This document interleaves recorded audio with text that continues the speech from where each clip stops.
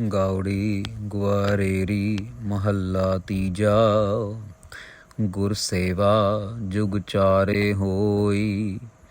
धन धन गुरु अमरदास जी महाराज शब्द की आरंभता करते हैं साथ संगत जी।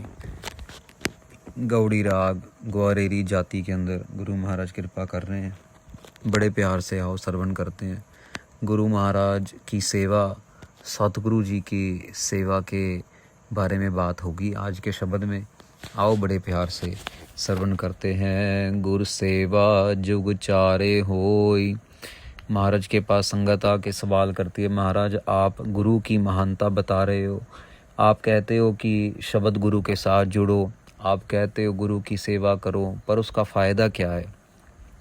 महाराज बड़ी प्यार से समझा रहे हैं। गुर सेवा जुग चारे होई। महाराज कहते गुरु की सेवा का फल चारों जुगों में होता है। साथ संगत जी, चार तरीके के युग, सतयुग, द्वापर, त्रेता और कलयुग। महाराज कह रहे एक युग में नहीं, सारे युगों में गुरु महाराज की सेवा का फल जो है वो मिलता है, वो सफल होती है। पूरा जन कार कमावे कोई।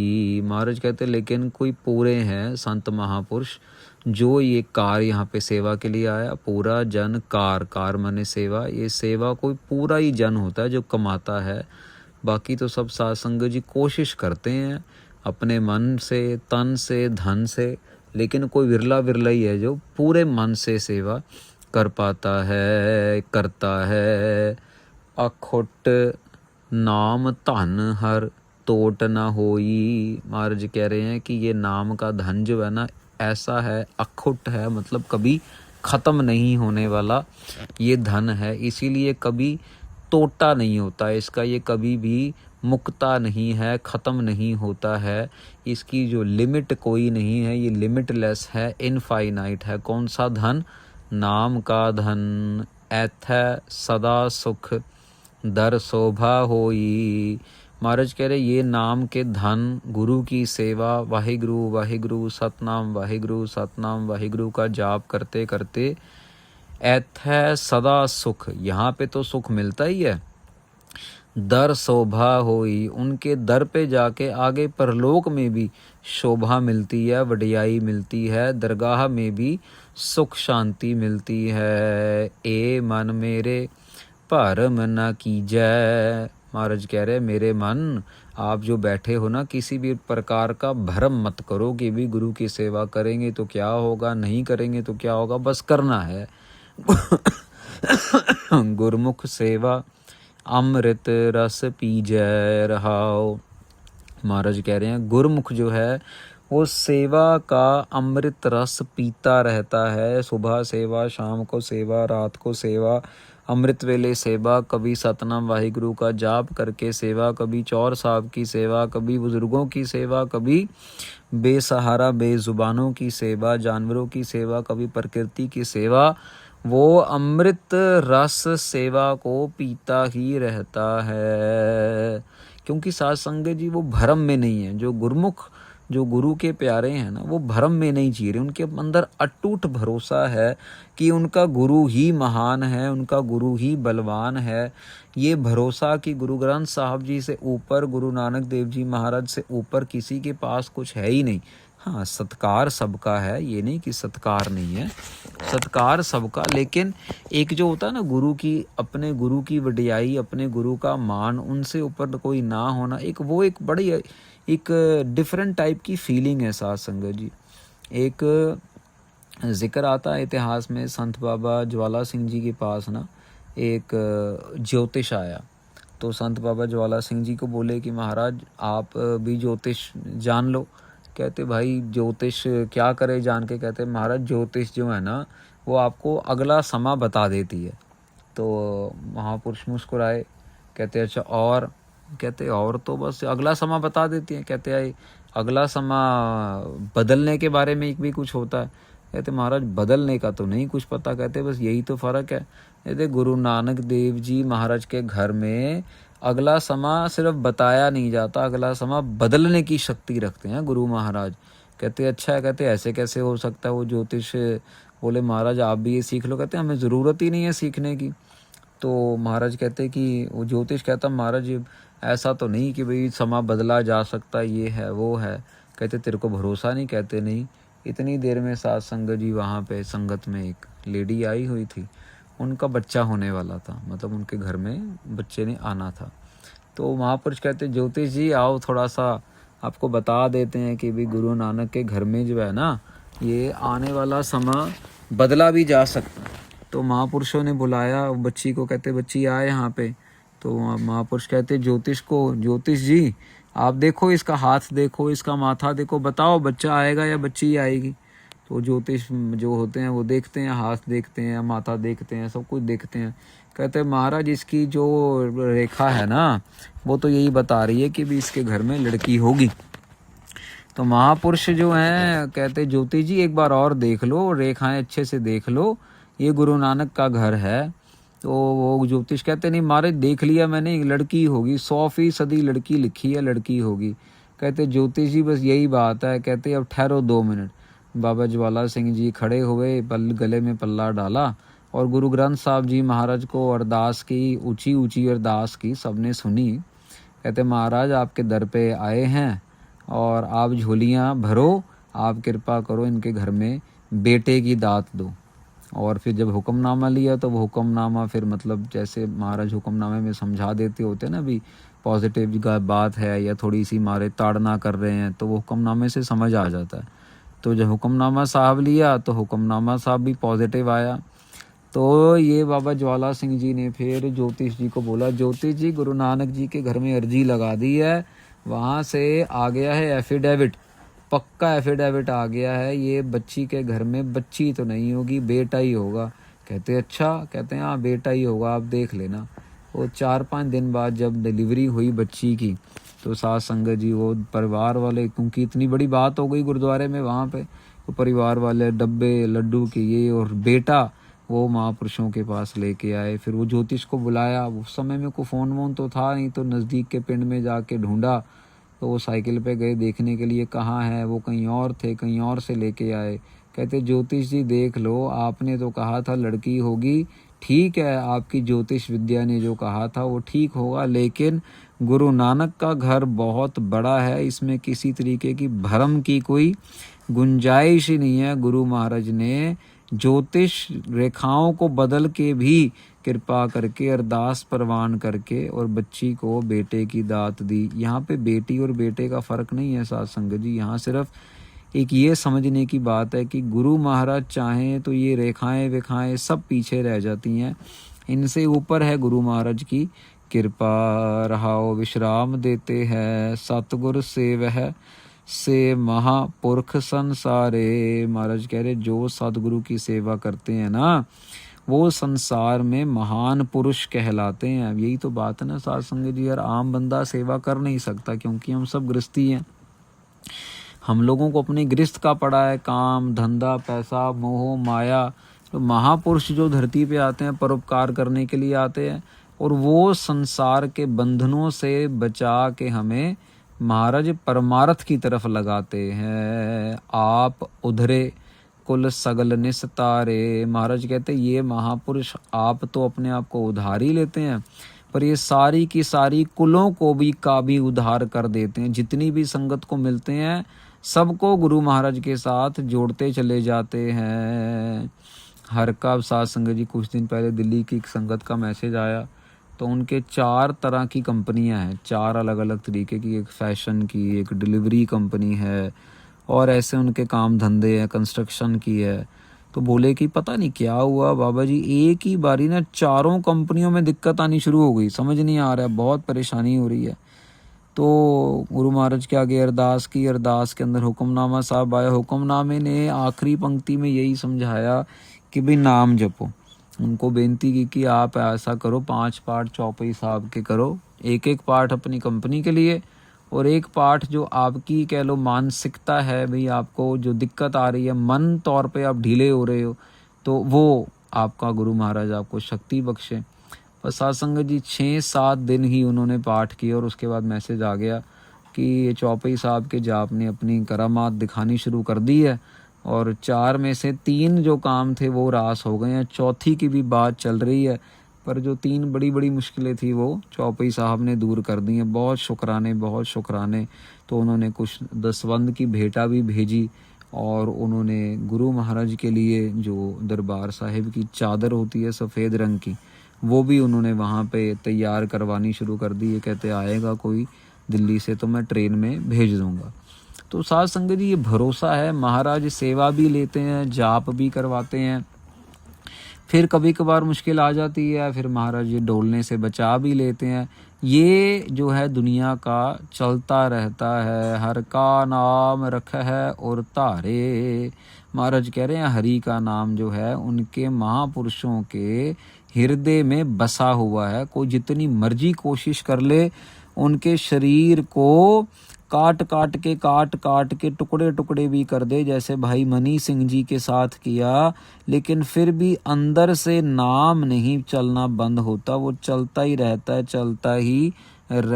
है। सतगुर सेव है सदा मन दासा। महाराज कह रहे हैं जो सतगुरु की सेवा करते हैं ना, वो मन में अपना दासा भाव धारते हैं। साध संगत जी, वो हमेशा दास बन के रहने की इच्छा से सेवा करते हैं। वो मन में अहंकार वाली ये नहीं कि एक तरफ तो देखो, एक तो हम लोग गृहस्थी लोग हैं जो सुबह गए, अपनी बाल्टी पकड़ी लंगर की और सेवा करनी शुरू कर दी। अब एक तो वो लोग हैं जो सेवा करनी शुरू करते हैं, फिर उनके मन में ऐसा अहंकार आ जाता है मेरे जैसा तो कोई है ही नहीं। बाल्टी पकड़ ली और गरीब लोगों को ही नहीं देना, बाकी सबको देते जाना, सबके जो है प्लेट में डालेंगे। लेकिन अगर कोई गरीब आ जाएगा तो उसको एक चम्मच भी एक्स्ट्रा नहीं देंगे। वो कईयों की ऐसी बिरती जो है वो बनती चली जाती है। पर साध संगत जी, कई ऐसे भी हैं जो सेवा करते करते अपने आप को इतनी निम्रता में ले आते हैं, वो ऐसे निम्रता से सेवा करेंगे कि सबका दिल जीत लेंगे।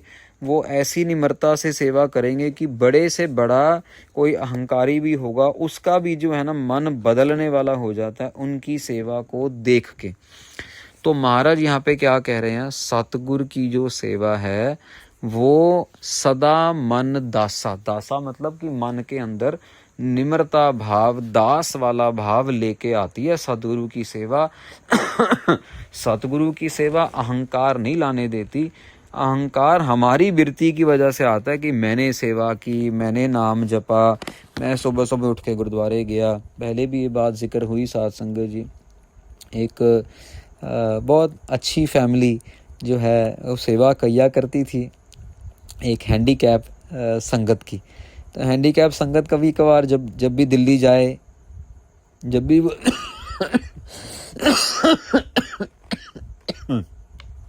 वो दिल्ली जाए तो उनको रिक्वेस्ट करे कि भाई हमने जब अमृत वेले गुरुद्वारे जाना तो हमें ले जाया करो। तो दिल्ली में 5-6 गुरुद्वारे हैं ऐतिहासिक। तो जब भी इन्होंने जाना तो इनको रिक्वेस्ट करना। कुछ टाइम तक इन्होंने सेवा की, 1-1.5 साल में 3-4 बार ये गए होंगे। हमें खुद बताया उन्होंने। पर उसके बाद क्या हुआ, ये जो फैमिली थी जो इनको गुरुद्वारे लेके जाती थी, बहुत अच्छी फैमिली, पता नहीं इनके दिमाग में क्या आया, ये भी अमृत वेले गुरुद्वारे जाते थे तो ये सीसगंज जाते थे। पर अभी वो जो हैंडीकैप सिंह था वो कभी नानक पियो साहब जाता, कभी बंगला साहब लाके जाते, कभी किसी गुरुद्वारे कभी किसी गुरुद्वारे। तो एक दिन पता नहीं क्या हुआ, इस परिवार को इन्होंने अपना मन बना लिया और उनको मना कर दिया। उनको बोला देखो ऐसा है, हम अमृत वेले ना सीसगंज जाना चाहते हैं, और जब हम आपको बंगला साहिब लेके आते हैं या रकाबगंज लेके आते हैं या कहीं और लेके आते हैं तो हमारी रूटीन वहाँ की ख़राब हो जाती है।